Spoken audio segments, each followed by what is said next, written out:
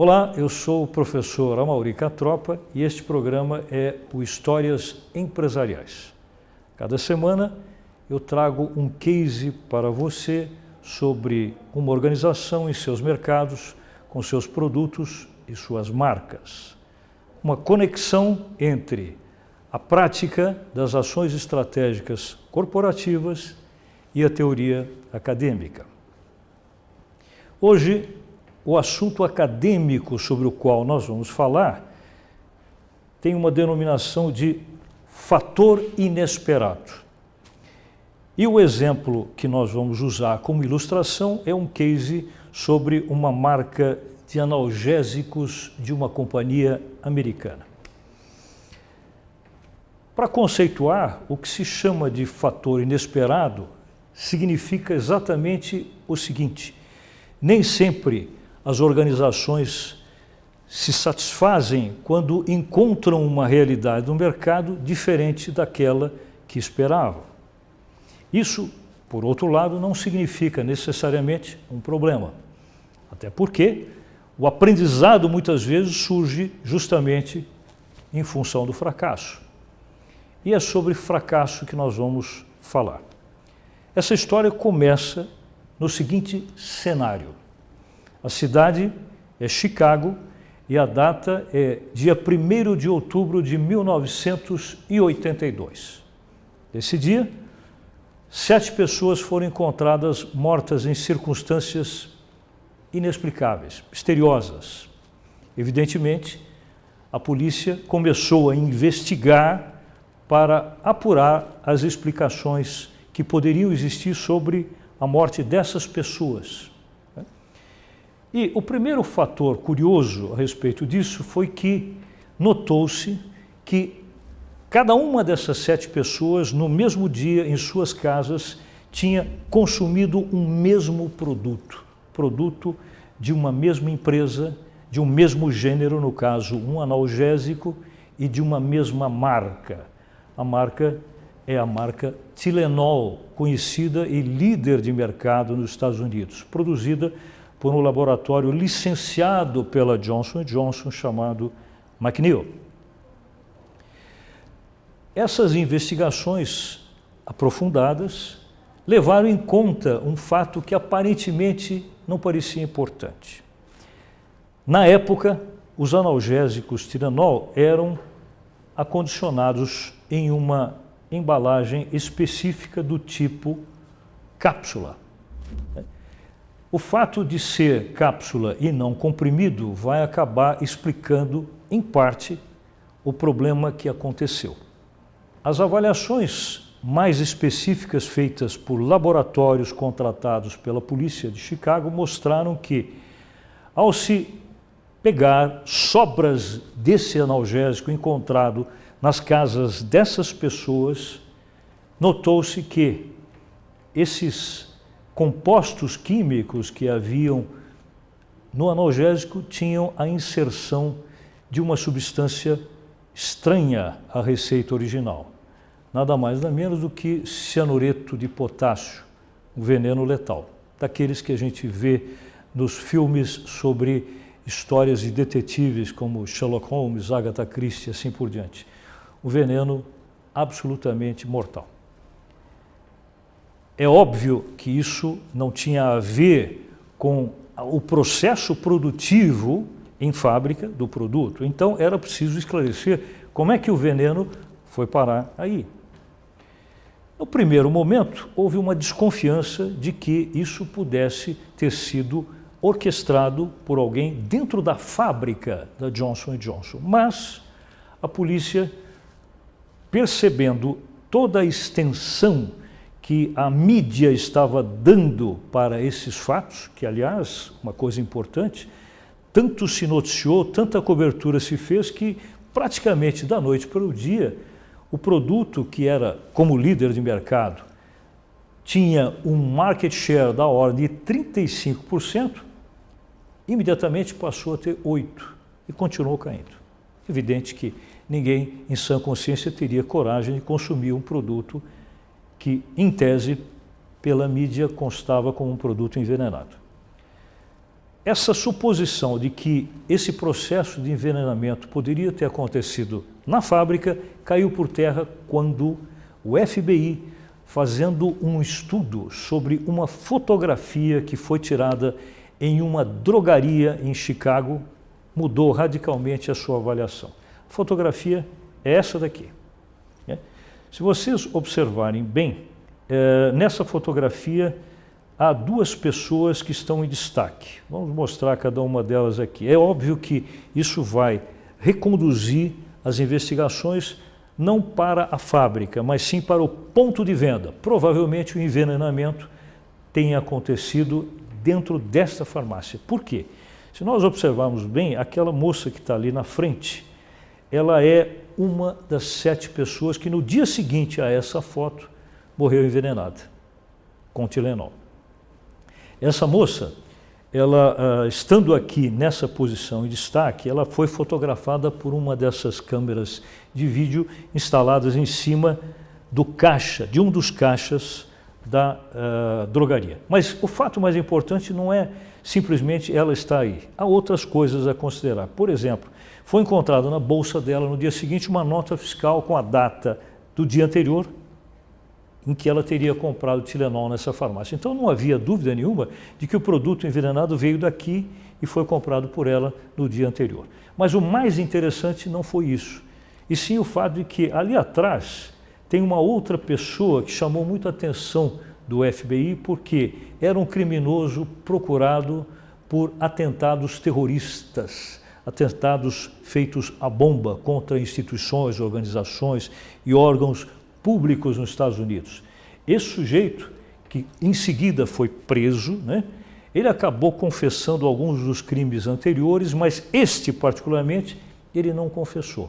Então, não se sabe até hoje se foi ele que, no ponto de venda, teria envenenado alguns frascos do produto ou não, mas isso não é o mais importante para nós. O importante aqui não é o lado criminal, mas sim a constatação de que o envenenamento foi no ponto de venda e não na fábrica. Então isso mudou um pouquinho a avaliação que a Johnson & Johnson estava fazendo sobre como ela deveria reagir para combater essa crise. O que nós vamos fazer agora é exatamente o seguinte: no nosso jogo de xadrez corporativo, o próximo lance vai ser dado pelo presidente da Johnson & Johnson, que foi uma figura fundamental para fazer com que a empresa conseguisse sair dessa crise. Mas antes de nós mostrarmos o que foi que o presidente avaliou sobre isso e quais as decisões estratégicas que ele tomou, nós vamos fazer o seguinte: eu vou trazer 2 convidados, vou conversar com eles e vou pedir a eles que se coloquem no lugar do presidente da empresa para tomar as ações estratégicas necessárias como se estivesse em 1988, nesse cenário, conduzindo essa empresa no meio dessa crise toda. Em outras palavras, que ações estratégicas teriam que ser tomadas se você, inclusive você que está em casa assistindo, estivesse no lugar do executivo principal da empresa? O que você faria mediante os fatos que eu citei? No final, eu vou mostrar o que foi que ele fez. Então, nós vamos conversar agora com os nossos 2 convidados que vão responder essa questão. Bem, conforme nós combinamos, eu tenho aqui 2 convidados para responder aquela questão que nós colocamos sobre o que se deveria fazer caso nós estivéssemos no lugar do presidente dessa empresa mediante esse cenário de crise. Eu tenho aqui comigo a Mariana da Rosa Soares e tenho também o Bruno Menezes Zebeni. Os 2 são alunos da Faculdade de Economia, Administração, Ciências Contábeis e Atuariais da PUC de São Paulo. Vamos começar pela Mariana. Mariana, deu para entender bem a história, Sim. E você agora é a presidente da Johnson & Johnson e tem que resolver essa crise com o Tilenol. O que você acha que deveria ser feito? Bom, primeiramente, se tratando da cápsula, o remédio era vendido em cápsula, eu adotaria a fórmula comprimido. O remédio compacto, dessa forma, então, talvez impedisse qualquer substância que alguém pudesse colocar. Um segundo método também que talvez poderia se pensar é a embalagem, o frasco, né? O frasco, provavelmente muito frágil, permitiu que a pessoa rompesse e colocasse então o produto, ele fechou, o consumidor não observou que o produto já estava violado e aí então acabou levando para sua casa e acabou consumindo, né? E essas fatalidades aconteceram. Interessante. Bruno, o que você acha? Concorda, discorda, acrescenta alguma coisa? Eu concordo com o que a Mariana disse e eu acrescento dizendo que, bom, eu tenho que fazer alguma medida para tirar essa imagem negativa que ficou. Então, eu faria talvez uma reportagem, algum tipo de vídeo, mostrando no local da fábrica todo o processo para demonstrar que realmente não existe nenhum tipo de envenenamento no produto.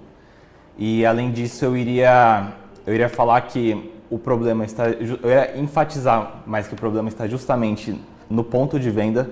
Iria falar que eles deveriam contratar melhores funcionários, quer dizer, tem aquele senhor que está lá de jaleco, ele parece trabalhar na farmácia, então eles contrataram um cara que ele está sendo procurado, isso é um problema, então, quer dizer, as pessoas quando forem comprar meu produto, elas vão pensar, esse produto não tem nenhum envenenamento. Quando elas forem comprar naquele estabelecimento, elas devem pensar que todos os produtos podem ter algo, então a culpa não deveria ser da minha empresa, deveria ser deles. E além disso, eu também iria trocar talvez o nome do produto Tilenol, eu iria trocar porque, querendo ou não, isso vai deixar meio que um atrelamento tipo, o nome da Tilenol vai ficar atrelado ao nome veneno. Então, mesmo se eu conseguir desconstruir essa imagem, pode ter algumas pessoas que falem, esse produto ele está envenenado. Então, se eu trocar o nome dele, pode ser que eu acabe com esse problema. Muito bem colocado. Você sabe, voltando aqui com a Mariana, tem um grande investidor, que aliás é um dos homens mais ricos do mundo, um americano chamado Warren Buffett, não sei se vocês o conhecem, ele foi inclusive um dos acionistas da Coca-Cola, e o Buffett, ele é vivo ainda, tem 80 e poucos anos, ele costuma dizer o seguinte, que para você criar a reputação de uma marca, você demora 20 anos, e para você arruiná-la, bastam 5 minutos. Verdade. Né? Foi isso que aconteceu, na sua opinião? Quer dizer, ou seja, essa reputação está sendo arruinada por uma coisa que podia ser evitada, um acidente. O que você acha com relação a isso? Eu concordo, eu acho que é extremamente importante que a loja, o estabelecimento, o ponto de venda, ele tenha critérios também ao selecionar o funcionário e a forma como ele vai disponibilizar aquele produto para os consumidores, evitando que outros consumidores, agindo de má fé como esse, que eles acabam violando outros produtos também. E em relação à marca, você leva anos para construir o produto. Por minutos ou por ação de uma única pessoa, você desconstrói a marca, realmente faz muito sentido, que foi o que aconteceu com eles, né? Concordo com o Bruno quando fala que talvez trocar o nome do remédio seja uma opção, para não ficar vinculado mortes ao nome Tilenol, não é? Junto com esses métodos também, que talvez fossem bons serem adotados, também uma fiscalização, tanto por parte da empresa, da empresa produtora do Tilenol, a fábrica, quanto também pelo ponto de venda, né? Que tem então uma pessoa responsável no final do dia ou durante o dia fiscalizar alguns produtos para verificar se realmente estão acondicionados da forma correta, ou lacrados, ou que não estejam rompidos. E eu acho que essas medidas talvez ajudariam nessa questão. Muito bem, muito bem. Porque, na verdade, quando eu disse que a mídia começou a falar muito sobre o assunto, ela falou muito porque os nomes, as marcas Johnson & Johnson e Tilenol são marcas mundiais. Sim. Né? Agora, existe uma marca que não foi citada aí, que é a marca da rede de farmácias onde isso aconteceu. É que não vende jornal se dizer sobre uma marca de uma farmácia. Mas, provavelmente, se isso tivesse sido feito, talvez toda essa reação do público americano fosse contra a farmácia. Exato. E não contra Johnson & Johnson. Eu acredito que o foco seria outro, né? Seria outro. O foco não seria o produto. Sim. O foco, então, seria o ponto de venda, o local, o estabelecimento. Exatamente. Que talvez não tenha tanta credibilidade quanto eles acharam. Perfeitamente. Ótimo. Você tem algo a mais a acrescentar, Bruno? Acho que é apenas isso. Eu concordo com o que a Mariana disse. Tem que ter uma fiscalização, quer dizer, você parar para pensar, realmente, o principal responsável por isso foi a farmácia e foi noticiado que quem seria o criminoso seria a empresa que fabrica, mas a culpa não é deles, a culpa é total da farmácia. Então foi um deslize tanto da imprensa, diria, que noticiou o fato de forma errada e da farmácia também na fiscalização. Sem dúvida. Então eu vou agradecer muito a ajuda de vocês, foi muito valioso, e agora vocês vão ver o que foi que o presidente da Johnson & Johnson fez. Vamos dar uma olhadinha para saber se ele teve ideias parecidas com as de vocês ou não. Vamos dar uma olhada? Certo, vamos. Então vamos lá. Bem, pessoal, agora que a gente já ouviu as opiniões dos nossos convidados de como eles agiriam no lugar do presidente da Johnson & Johnson para resolver essa crise, só nos resta ver como, de fato, isso foi resolvido pelo presidente da Johnson & Johnson, que na época era esse cidadão aqui, James Burke.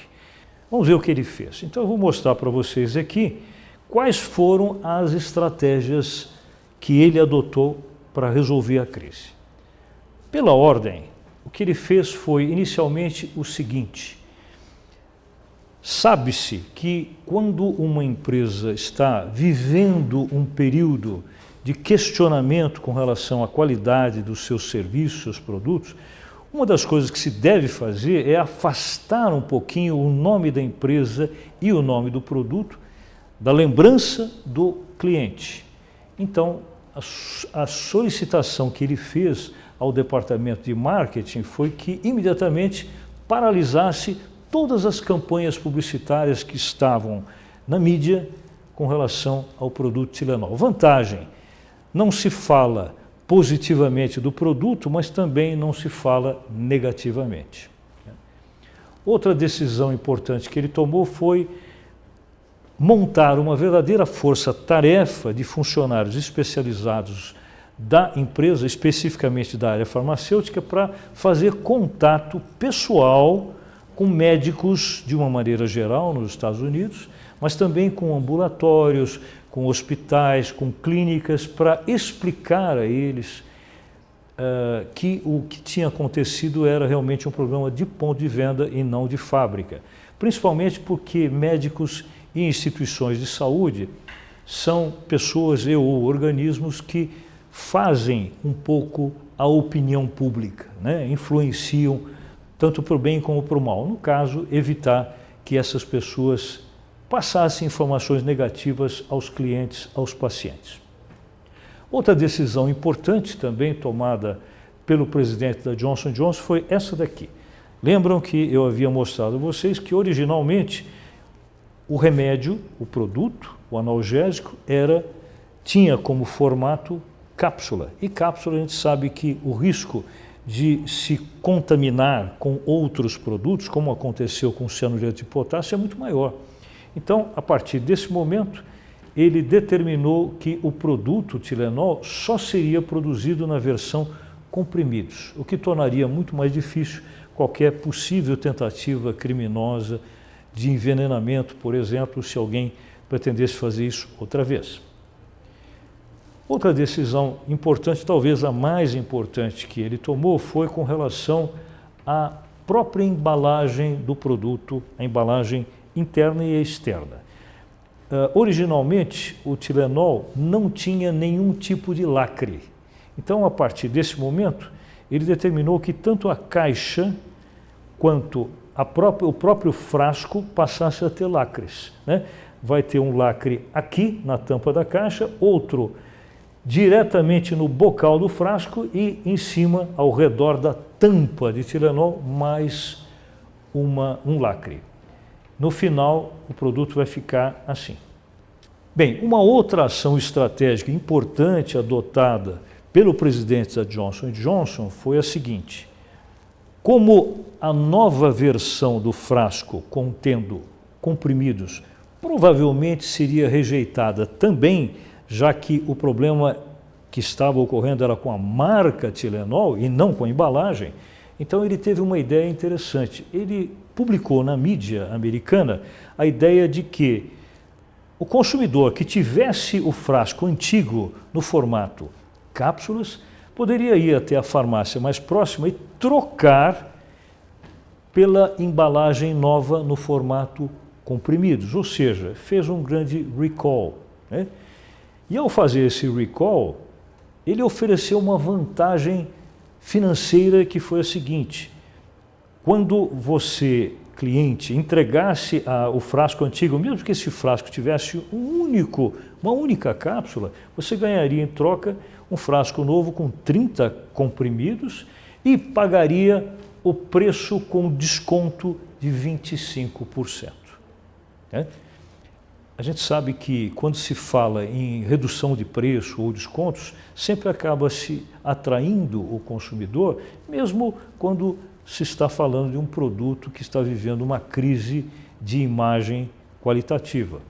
E deu realmente um resultado muito bom, embora isso tenha tido um custo muito alto para Johnson & Johnson. Para vocês terem uma ideia, os gastos foram da ordem um pouco mais até do que 100 milhões de dólares para fazer essa troca. E no final eles conseguiram trocar em torno de 32 milhões de frascos antigos na versão cápsula pelos novos na versão comprimidos. A gente chama isso em marketing de operação cavalo de Troia, que significa o seguinte: se há uma certa dificuldade de um produto entrar na casa do cliente, a gente cria alguma motivação para forçar essa entrada, né?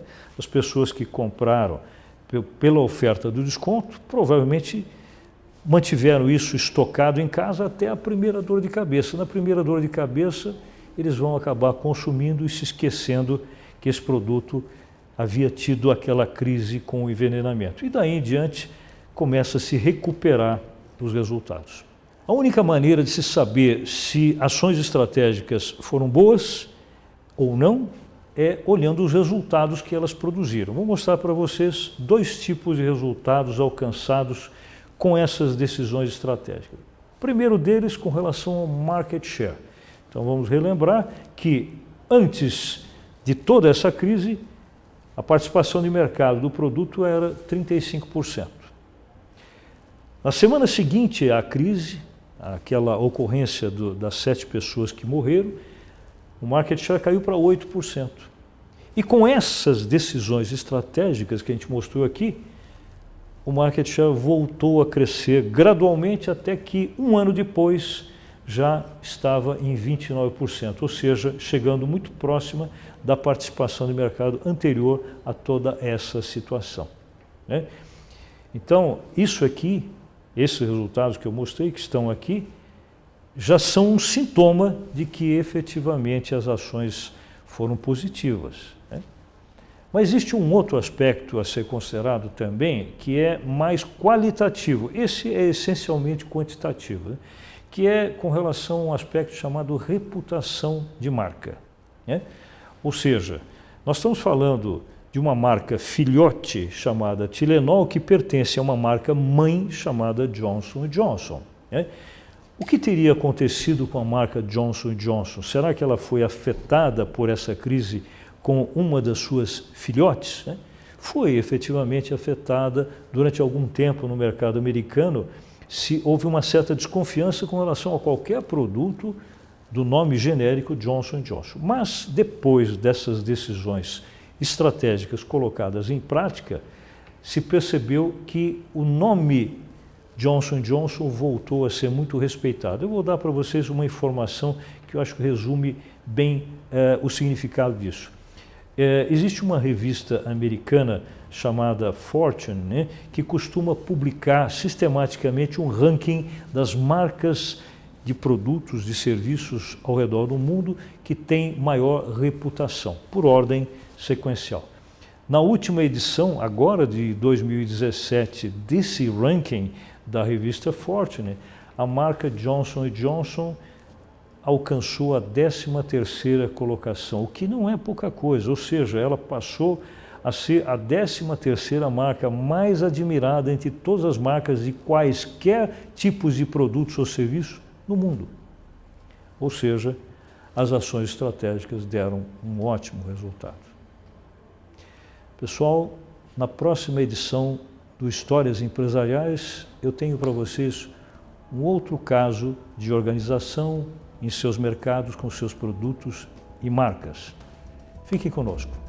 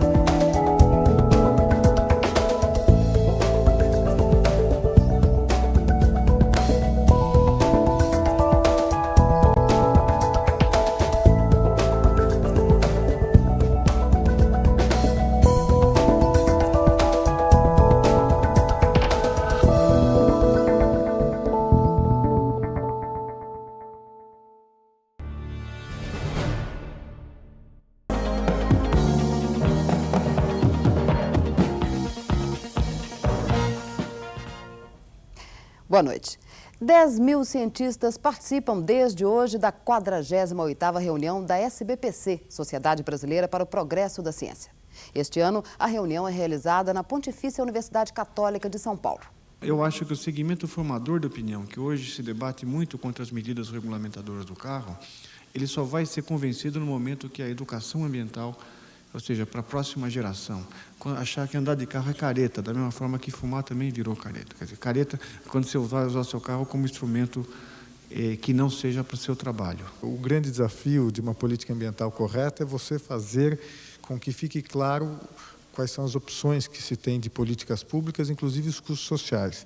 Quer dizer, aqui ninguém falou, mas o automóvel traz uma série de outros custos sociais que não foram colocados. Custos de congestionamento. Quer dizer, quanto custa para o país, quanto custa para as pessoas, horas a fio no congestionamento.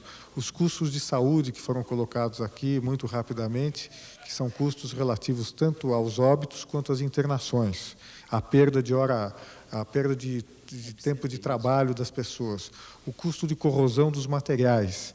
Quer dizer, eu acho que no Brasil nós ainda não, além dos investimentos públicos que são feitos para permitir o uso do automóvel.